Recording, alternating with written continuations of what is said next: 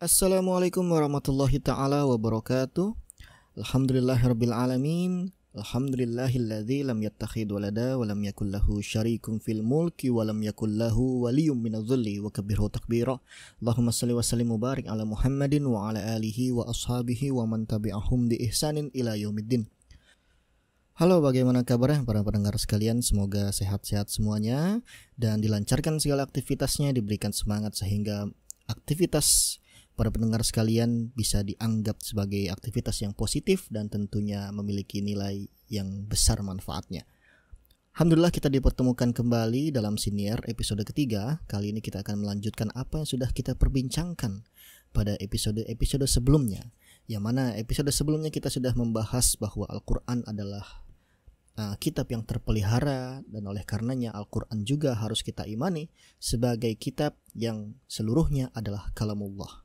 Nah, pada kesempatan pada hari ini kita akan membicarakan mengenai kitab Al-Quran sebagai mukjizat. Hadirin sekalian, para pendengar dimanapun Anda berada, kita harus meyakini bahwa Al-Quran memiliki kekhususan, yaitu kekaguman terhadapnya.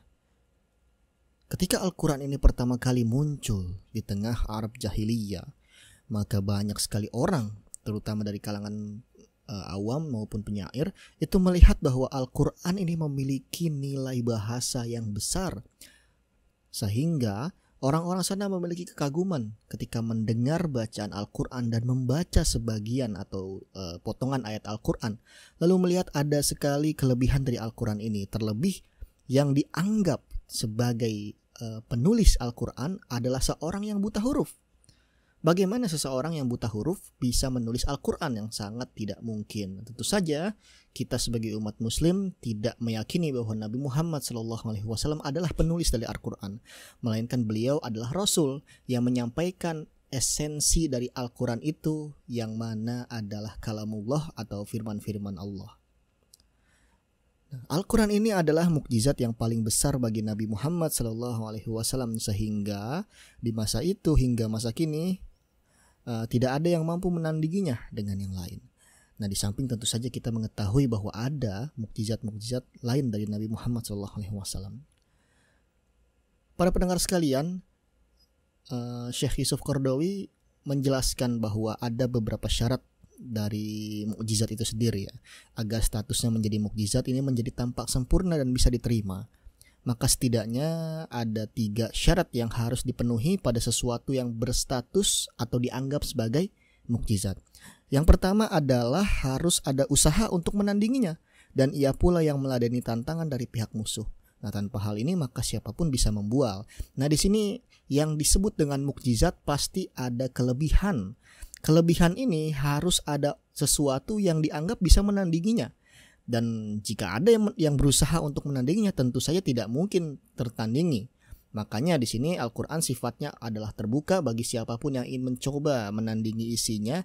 Tapi di sisi lain Al-Quran juga yang akan mematahkan tantangan dari pihak-pihak yang ingin mencederainya.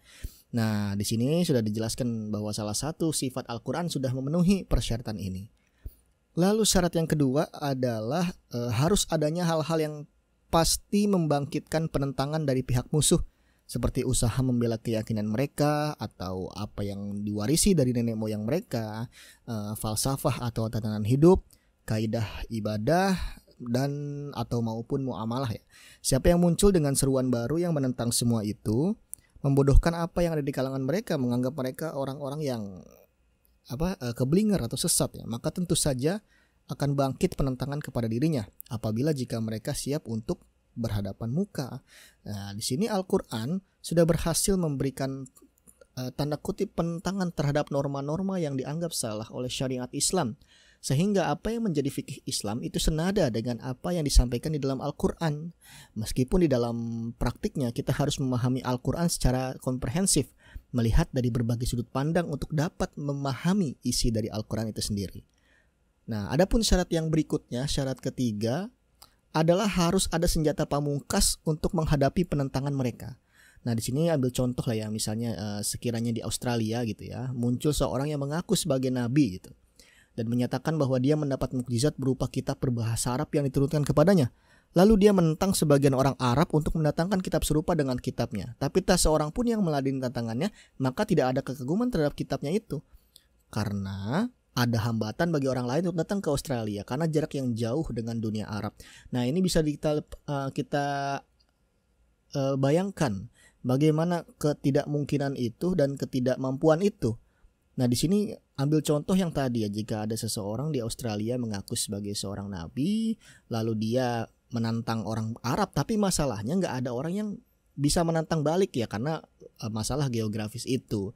Tentu terlepas dari bagaimana tahu informasi tentang tantangan itu, ya pasti tidak akan tertantang ya, mengingat informasi belum tersampaikan dengan jarak yang sejauh itu. Nah, mungkin kalau ini kasusnya di zaman sekarang, ini tantangan semacam ini bisa terpenuhi dan bisa diperdebatkan ketika berhadapan. Yang tentu saja Al-Quran akan menjadi pemenang di antara perdebatan itu, karena hal-hal yang sudah terjadi di masa lalu terjadi di zaman Rasulullah ini sudah terjadi ya. Bagaimana Al-Quran ini dicoba untuk diobrak-abrik, isi Al-Quran ini sudah dicoba untuk dipalingkan maknanya, bahkan ditantang untuk membuat beberapa ayat yang serupa dengan Al-Quran yang meskipun pada akhirnya zong atau gagal. Nah, 3 syarat tadi itu terpenuhi semuanya untuk menyatakan kegaguman kita terhadap Al-Quranul Karim. Dan dengan kata lain ya, Al-Quran memenuhi seluruh syarat-syarat tersebut. Nah, tantangan yang dinyatakan dengan gambaran yang amat jelas yang pertama ya adalah tantangan agar mereka mendatangkan kitab yang serupa dengan Al-Quran. Nah, ini sering sekali kita dengar ya dalam Al-Quran, surah At-Tur ayat 34, A'udzubillahi minasyaitonirrajim, falyatu bihaditsin mislih in kanu shadiqin. Maka hendaklah mereka mendatangkan kalimat semisal dengan Al-Quran jika mereka orang-orang yang benar. Nah, hal ini juga serupa sebagaimana Allah berfirman di dalam Al-Quran surah Hud, yang artinya bahkan mereka mengatakan Muhammad telah membuat-buat Al-Quran itu. Katakanlah, kalau demikian maka datangkanlah 10 surat yang dibuat-buat yang menyamainya, dan panggillah orang-orang yang kalian sanggup memanggilnya selain Allah jika kalian memang orang-orang yang benar. Nah, adapun masih banyak lagi beberapa ayat yang menyatakan keserupaannya tentang tantangan yang dimaksud ini.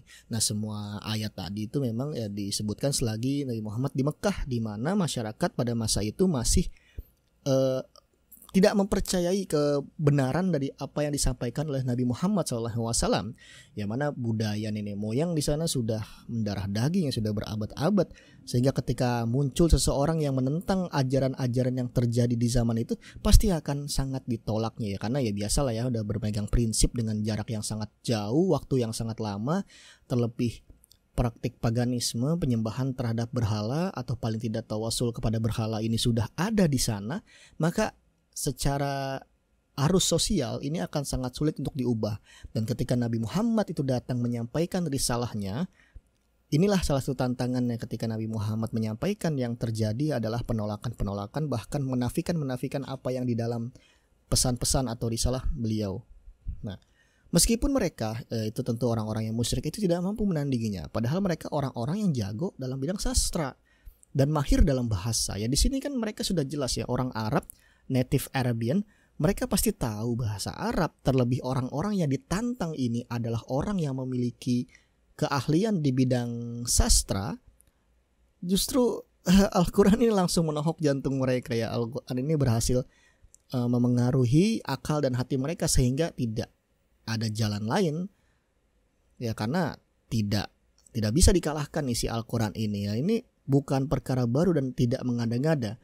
Bahkan di era saat ini pun jika ada orang yang ingin memalsukan Al-Quran akan sangat mudah ketahuan ya, karena kita melihat ada banyak sekali hafiz Quran, banyak sekali media atau banyak sekali mushaf-mushaf yang tersebar di seluruh dunia, sehingga jika ada satu orang atau satu oknum yang ingin membuat pemalsuan dalam Al-Quran itu akan sangat mudah untuk ketahuan. Nah, di sini tentu saja kita berikhtiar ya agar jangan sampai hal itu terjadi gitu kan.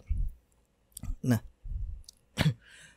lalu ada lagi ayat-ayat ya yang memperbarui ayat-ayat sebelumnya. Ya, kalau ayat-ayat yang tadi disampaikan itu adalah ayat Makkiyah, berarti kan diturunkan sebelum periode hijrah atau ya masih berdomisili di Mekah ketika itu turun. Nah, tantangan-tantangan tadi yang ayat Makkiyah tadi itu ternyata diperbarui ketika Nabi memasuki periode Madinah. Nah, sebagaimana bisa dilihat di dalam suratul Baqarah ayat 23 sampai 24 yang artinya, dan jika kalian tetap dalam keraguan tentang Al-Quran yang kami wahyukan kepada hamba kami atau Muhammad, buatlah satu surat saja yang semisal Al-Quran, dan ajaklah penolong-penolong kalian selain Allah jika kalian orang-orang yang benar.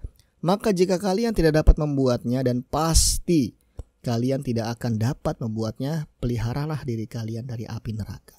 Nah, di sini para pendengar sekalian, Al-Quran mengungkap bahwa sekali-kali mereka tidak akan sanggup membuatnya. Yang di dalam ayat ini digunakan kata kerja untuk mendatang. Jadi disegel nih, yang sebelum-sebelumnya nggak bisa dan yang akan datang pun tidak akan bisa.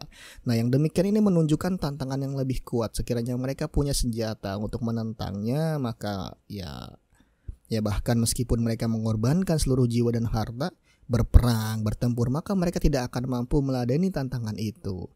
Ya, dengan begitu ya pasti mereka pun kalah dan akhirnya menjadi putus harapan. Di sisi lain Allah menutup ayat itu dengan anjuran ya bahwa peliharalah diri kalian dari api neraka. Jadi ya dengan kata lain bahwa ya jangan susah-susah lah kamu menentang Al-Quran ini. Ya udah, jagalah diri kalian dari api neraka. Dengan cara apa? Dengan cara beriman tentunya kepada ajaran yang disampaikan oleh Nabi Muhammad SAW dan kalamullah Al-Quranul Karim. Lalu dari sini semua kita bisa melihat atau membuka beberapa sisi kemukjizatan di dalam Al-Quran. Nah, di antara para ulama ya dan ahli balaghah di zaman dahulu maupun sekarang itu telah menulis seputar kehebatan Al-Quran dan sisi-sisi keunggulannya. Sehingga ya pasti kalau kita lihat sekarang, kalau kita mau mencari banyak buku yang terbit tentang masalah hal itu. Nah, di antara mereka yang memusatkan perhatian pada masalah pengabaran Al-Quran tentang hal-hal gaib, seperti ya contohnya Ghalibatir Rum ya, tentang telah runtuh atau telah dikalahkan bangsa Romawi di negeri yang terdekat dan mereka sudah dikalahkan itu akan menang. Nah, ini Al-Quran Surah Rum. Di awal Al-Quran Surah Rum ini tentu bercerita tentang masa depan, karena di zaman itu Romawi adalah salah satu peradaban, salah satu kerajaan yang kuat ya. Tapi di situ ada loh ayat Al-Quran yang bukan tiba-tiba sih, maksudnya ayat Al-Quran yang mengabarkan kepada umat Islam di masa itu bahwa bangsa Romawi jatuh. Nah, tentu hal ini kan bisa dibuktikan dan faktanya benar-benar terjadi gitu. Nah, di antara mereka ada yang memusatkan perhatian pada susunan kalimat dan ungkapan-ungkapan ya, atau dalam istilah ulumul Quran itu ada i'jazul bayani. Nah, ini juga para ulama terdahulu ya sudah banyak yang menulis masalah hal semacam ini ya, seperti Al-Baqilani atau Ar-Rumani, Al-Khattabi, Al-Jurjani, Ar-Razi dan lain sebagainya rahimahumullahu ta'ala. Nah, sedangkan ya di zaman sekarang juga masih banyak orang-orang yang era modern atau era sekarang ini yang menulis hal-hal serupa ya, seperti Mustafa Shadiq Ar-Rafi atau Said Qutb dalam buku ya At-Taswirul Fani fil Quran, juga dalam bukunya Masyahid Al-Qiyamah fil Quran, lalu ada tafsir Fi Zilalil Quran dan lain sebagainya. Tentu akan sangat panjang untuk diingat-ingat dan untuk kita sebutkan satu persatu ya. Nah, zaman sekarang juga sebenarnya muncul model baru yang disebut dengan istilah al-i'jazul ilmi. Maksudnya kandungan Al-Quran yang berupa berbagai isyarat dan petunjuk tentang hakikat-hakikat ilmiah yang tadinya tidak diketahui manusia pada saat turunnya, yang tidak pernah digambarkan berasal dari seorang rasul yang bahkan buta huruf dan hidup di suatu dunia yang tidak mengenal semua hakikat ini. Yang paling memusatkan perhatian pada jenis ini ya biasanya adalah ilmu fisika dan ilmu biologi serta ilmu-ilmu eksak. Di antara mereka ini sampai ya pada beberapa kesimpulan yang acceptable, yang bisa diterima dan hasil yang baik. Seperti misalnya yang kita lihat dalam ilmu janin ya, atau pertumbuhan janin, sebagaimana disebutkan dalam dua surah yaitu Al-Hajj dan surat Al-Mu'minun. banyak sekali ya ayat-ayat juga gitu ya. Banyak juga ayat yang menarik perhatian mereka. Bahkan sebagian di antara mereka mencapai simpulan yang tidak bisa diterima ulama syariat maupun pakar fisika. Semua sisi keunggulan ini akan dibahas di dalam tafsir ilmiah tentunya terhadap Al-Quran, karena diskursusnya ini sangat banyak sekali ya untuk diperhatikan satu persatu, apalagi yang menyangkut fenomena-fenomena alam. Nah, disinilah Al-Quran memberikan kita sinyal untuk melihat sekeliling kita, melihat alam kita sendiri, dengan tujuan kita jadi semakin yakin bahwa ada tanda-tanda kebesaran Allah Subhanahu wa Ta'ala. Nah, para hadirin sekalian, di samping hal-hal tadi, kita juga hendaknya meyakini bahwa ayat-ayat yang mukjizat tadi ini sebenarnya ada dua macam, yang sifatnya indrawi dan spiritual. Nah, kita juga sudah tahu ya harusnya ya bahwa ayat-ayat Al-Quran dan berbagai macam mukjizat yang dengannya dia menguatkan para rasulnya. Ya paling tidak ada dua macam. Yang pertama, memiliki unsur material yang dapat ditangkap indera, bisa dirasakan, bisa dilihat mata, bisa didengar telinga. Berbagai ayat yang dibawa para nabi terdahulu dan yang disebutkan Al-Quran termasuk di dalam jenis ini ya, seperti untanya Nabi Shalih alaihissalam, tongkat Nabi Musa alaihissalam, Nabi Sulaiman alaihissalam yang mengerti bahasa burung atau segala jenis hewan, Nabi Isa alaihissalam yang bisa menyembuhkan orang buta dan menghidupkan orang yang mati, dan seterusnya gitu ya. Lalu yang kedua, ini memiliki unsur sastra dan akal ya, contohnya Al-Quranul Karim. Nah, disinilah mukjizatnya. Jadi mukjizat ini nggak bicara tentang keajaiban yang jelas-jelas tadi ya, yang bersifatnya indra-indra saja. Yang namanya mukjizat ini bisa bersifat indra, sebagaimana contoh yang sudah saya sebutkan sebelumnya. Bisa juga sesuatu yang memiliki unsur akal atau sastra ya. Kenapa? Ya contohnya Al-Quranul Karim ini, yang berupa mukjizat spiritual dan bukan material. Ayatnya bernuansa akal dan bukan indrawi. Nah, perbedaan dari dua jenis mukjizat tadi, yang indrawi sama yang spiritual, yang jenis pertama ini dimaksudkan untuk membuat pandangan mata terpana dan membuat kepala tertunduk. Ya karena mereka kagum melihat hal-hal material yang ada di luar kebiasaan, melanggar hukum fisika yang bahkan tidak bisa dilogikakan di masa itu ya kan. Di masa sekarang aja masih ada yang tidak bisa kita logikakan. Nah, adapun yang jenis kedua ini, yang semacam Al-Quran ini, dimaksudkan untuk membuat akal manusia tertunduk, membuat pandangan mata seakan bercahaya, karena mereka kagum terhadap nilai-nilai ilmu dan hikmah. Karena itu yang pertama lebih pas untuk umat-umat yang pertama dari jenis manusia ya. Di masa itu umat-umat, contohnya ya umat Nabi Musa, Nabi Sulaiman atau Nabi Shalih, itu cocok sekali jika dipertemukan dengan mukjizat-mukjizat semacam itu, mukjizat-mukjizat indrawi. Dengan begitu mereka bisa terpana melihat fenomena yang terjadi oleh para nabi atau para rasul terdahulu, yang tentu saja dengan izin Allah Subhanahu wa Ta'ala. Nah, sedangkan yang kedua ini lebih pas setelah ada perkembangan kehidupan manusia dan mendapatkan jalan yang lurus. Nah, ini ya tentu saja cocok pada umat Nabi Muhammad SAW, baik dari segi kebiasaan orangnya ataupun hal-hal yang menarik di masa itu ya. Contohnya di masa itu yang menjadi trendsetter adalah kemampuan berbahasa yang indah atau sastra gitu. Lalu perbedaan berikutnya adalah yang jenis pertama tadi ini berhenti seiring berhentinya waktu kejadiannya. Jadi nggak akan umur panjang gitu ya. Ketika misalnya Nabi Isa bisa menghidupkan orang yang mati atas izin Allah, itu hanya akan berlaku sampai mukjizat itu dalam tanda kutip dicabut, atau sampai pada Nabi atau Rasulnya itu diangkat atau mungkin meninggal. Sama ketika Nabi Sulaiman itu bisa berbicara dengan hewan, tapi ketika Nabi Sulaiman itu meninggal, maka ya tidak everlasting ya, berhenti di situ. Nah, jenis yang tadi ini, jenis mukjizat yang indrawi tadi ini tidak bisa menjadi hujah kecuali orang-orang yang menyaksikan atau yang disampaikan banyak orang kepadanya. Jadi ya orang-orang yang bisa mengetahui hikmahnya langsung ya biasanya adalah orang-orang yang langsung melihat kejadian itu. Contohnya ketika Bani Israel menyaksikan ketika laut terbelah oleh Nabi Musa alaihissalam, dan selesai di situ gitu kan.